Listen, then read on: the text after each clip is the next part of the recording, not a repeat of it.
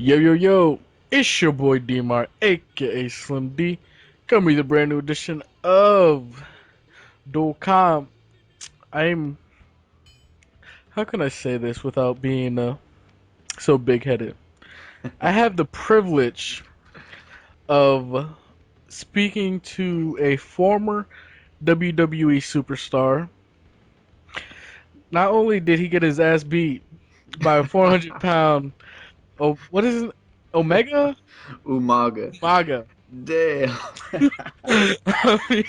I don't want to put you on blast, my dude, but Yeah, man. I knew you was gonna bring that up after I sent you the link to the video. Yeah, I got killed on Raw by Umaga, but honestly, that was pretty freaking amazing, even though I got my ass kicked. so like I said, the privilege is all mine. Some of you guys don't know him, probably a lot of you guys, but you guys should go check out his channel. His name is Chris Katana. You might know him as what's your YouTube channel, Chris? Kate Katera. K Katera. Yeah. So what do So you yeah, what do you do go on ahead. your channel? Oh man, I just actually started doing this like in March or May, sometime around there. Just throwing up, man. I've been playing the Call of Duty series for, man, since back like Call of Duty 3. And honestly, man, I've just been watching gameplay on YouTube for a while, and I thought, man, what the hell? I've got the resources, I've got the money, I can buy all this stuff and do it myself. And so yeah, I just been throwing up some Call of Duty Black Ops videos up since like March or like March, I think, of this year. Yeah. So what gave you the transition from waxing ass in the ring to waxing ass on the video games? I mean, that's a pretty big transition, I would say. Yeah, man, I've always been a gamer, and just over the last couple years, I've kind of walked away from the wrestling business pretty much. And I got a lot of free time on my hands, so I just go to the house and game out a little bit. And like I said, man, I thought, why can't I do this? So I'll start throwing some Black Ops videos up online and see where it goes. Yeah. Okay. Who? Let's just get it out in the open, because people just don't start commentating and doing videos without like, oh, I see this person doing, so I figured I could do it. So, who is that main person that you seen on YouTube that you started watching their videos and you're like, if they can do it, I can do it. Right? Uh, Honestly, and I actually even hate saying this because now I'm starting to get tired of the dude, but I got turned on to the game from White Boy 7th Street, to be honest with you. No. I started seeing a In the lot of his call. stuff. Yes, In the see? call. Who comes over? I got into it thinking, look at this dude, man. I mean, he's 20, 21 years old. He lives in a shit ass house and, blah, blah, blah. So I figured I could get into it. And like I said, man, I'm starting to lose a lot of respect for the dude. I don't really care nothing for him now. But Yeah. I mean, he got me into doing it, I guess. So I got to give him that much. But dang, I can't. I don't even watch his stuff anymore. I can't stand it. I've all honestly, I've never subscribed to the dude. I maybe watch one of his videos every once in a while, Yeah, just because it'll be on the top page, and I get bored, and I just want to right. see how ignorant he makes himself look by Yeah, giveaways, or he'll just try to make drama just so he can get more views off of it, so he can make more yeah, money in the long run. yeah. That's another story, and we're not gonna ruin this Dolcon by talking about ignorant people. So, me personally was, let me put my quotations in the air, a huge WWE slash. I'm not even gonna say the slash because I'll probably get copyrighted because you can't say WW. Because Right. I had to change it. So I was a huge WWE fanboy. I mean, I used to watch it every time it was on. I had it recorded. If I missed it, I watched it later. What got you into wrestling? Like, how did you get your foot into the door, basically?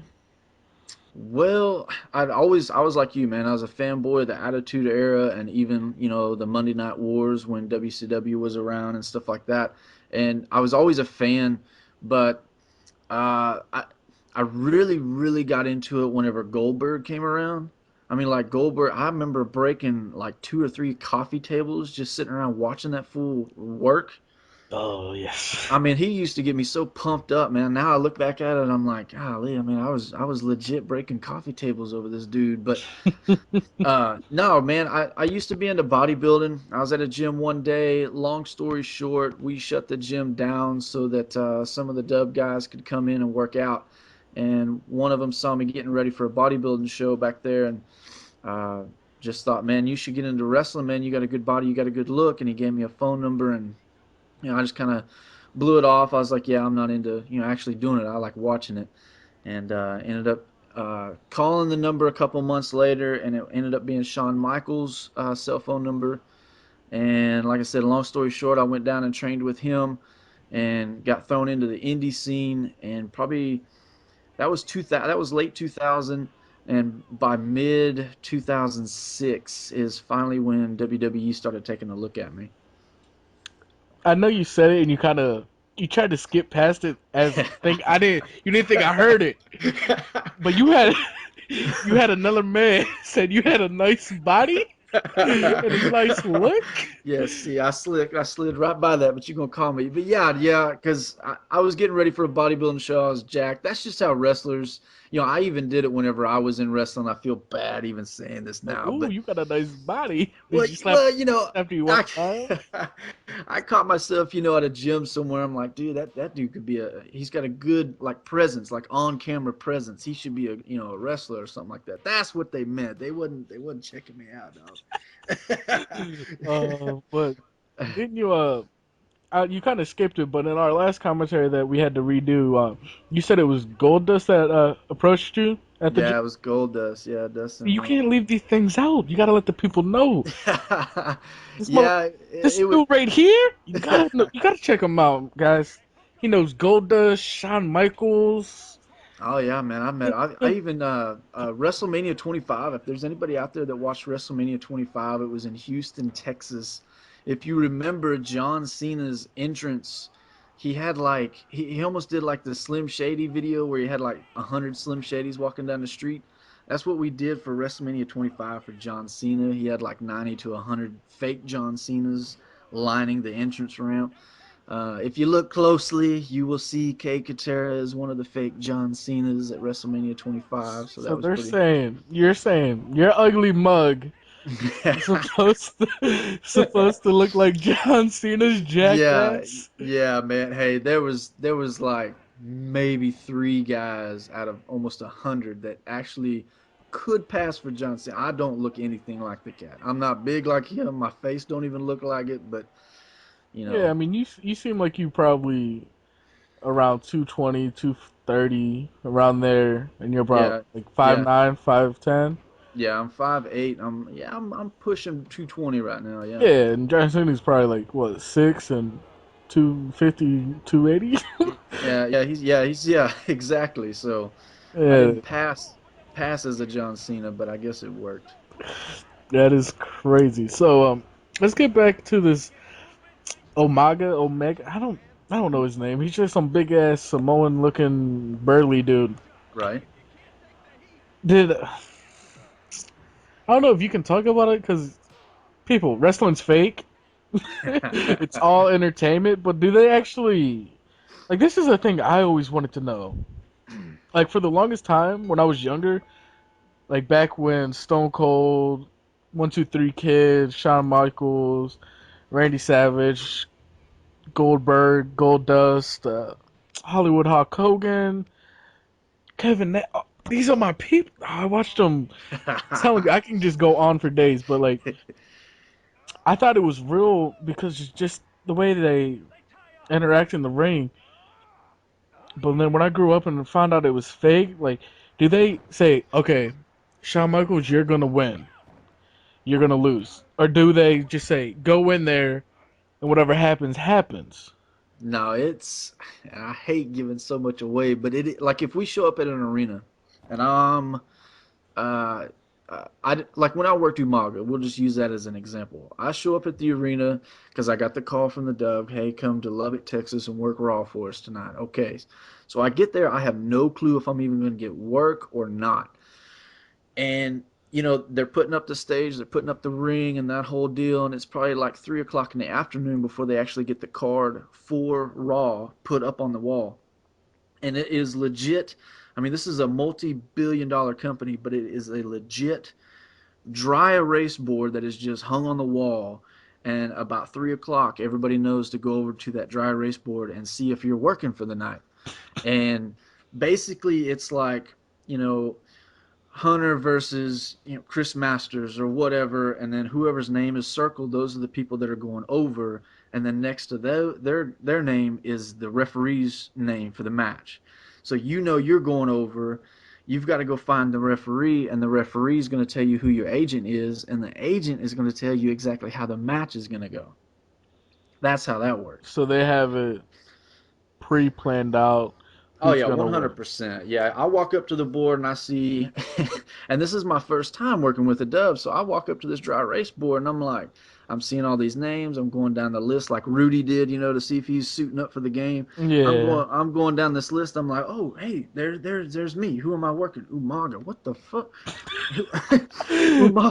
Umaga's going over. Well, no shit, And it's like, then you got to go find your agent. Our agent for our match was Arn Anderson, and he pretty much comes up with the move sets that we're going to use and how the match is going to go. And if we have time, like we did, if you have time, you actually go out in the ring and practice the match or whatever. You basically choreographic, Yeah, whatever the word is, but it's something like that.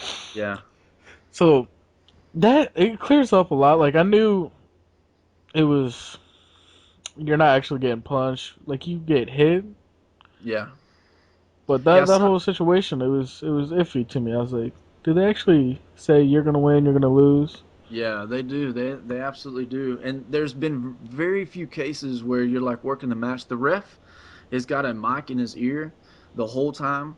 So if something needs to change, they tell the ref, and then the ref will come over. Have you ever watched a match where the referee's sitting there talking to the guys an awful lot? Yeah. Well, he's giving instructions that, hey, the match is changing. Let's, all right, dude, you're gonna go over, blah blah blah. Y'all got 2 minutes left, and stuff like that. So Damn. Looking yeah, back at it, all those matches I used to love, like the Mick Foley and Undertaker were throwing him through the cage and he's getting his ass beat. yeah. Like that was it doesn't seem like it was like fake. I mean, it seems like he Oh, I was just know. getting his ass beat. And they did a really good job on it, back in the day. Like you watch the product now, and it's kind of like, I know my wife gets pissed at me if we're sitting there in the living room watching it. She gets mad at me. She can't watch wrestling with me anymore because it's like I'm calling each and everything as they're doing it. I say, okay, duck the clothesline. He'll shoot him off into the ropes. He ducks the clothesline. I'm like, okay, go out to the outside, grab a chair, and the referee's going to grab the chair and he's going to low blow him and then pin him. And it's like, it happens every single time. She's like, I can't watch this shit. You know exactly what's going to happen.